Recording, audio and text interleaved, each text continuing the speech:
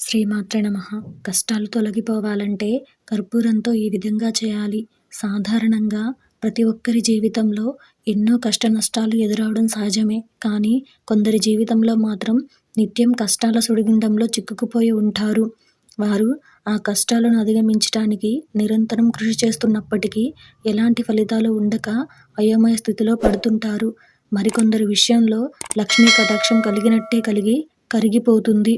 ఈ విధంగా మన జీవితంలో ఎన్నో కష్టాలు ఏర్పడడానికి గల కారణం ఆ లక్ష్మీ కటాక్షం మనపై కలగకపోవడం.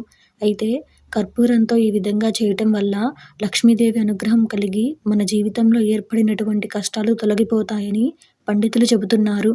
అయితే కర్పూరంతో ఏం చేయాలో ఈరోజు ఈ వీడియోలో చూసి వివరంగా తెలుసుకుందాం. అంతకంటే ముందు ఈ వీడియో కనుక మీకు నచ్చినట్టయితే లైక్ చేయండి, షేర్ చేయండి. అలాగే మరెన్నో ఇలాంటి ఆధ్యాత్మిక విషయాల కోసం మన ఛానల్ని సబ్స్క్రైబ్ చేసుకోండి. ఇంకా విషయంలోకి వెళ్తే, ఆర్థికంగా ఎంతో ఇబ్బందులు పడేవారు ఉదయం లేచి తలంటు స్నానం చేసి ఇంటిని పరిశుభ్రంగా ఉంచుకున్న తర్వాత లక్ష్మీదేవి ఫోటో లేదా విగ్రహానికి ప్రత్యేకంగా అలంకరణ చేయాలి. అలంకరణ అనంతరం అమ్మవారికి ఆవు నెయ్యితో దీపారాధన చేసి పూజించాలి. అనంతరం 5 కర్పూర బిళ్ళలను తీసుకుని వాటిని శుభ్రమైన ఎర్రటి వస్త్రంలో మూట కట్టి లక్ష్మీదేవి ఫోటో ముందు ఉంచాలి.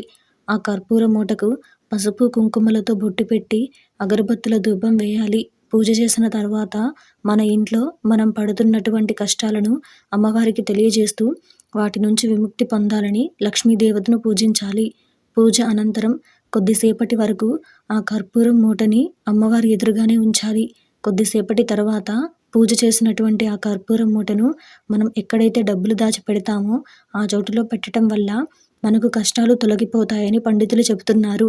అయితే ఈ విధంగా వ్యాపార వృద్ధి చెందాలని అనుకునేవారు కూడా ఈ మూటను వారు వ్యాపారం చేసే చోట పెట్టడం వల్ల వ్యాపార అభివృద్ధి జరుగుతుంది.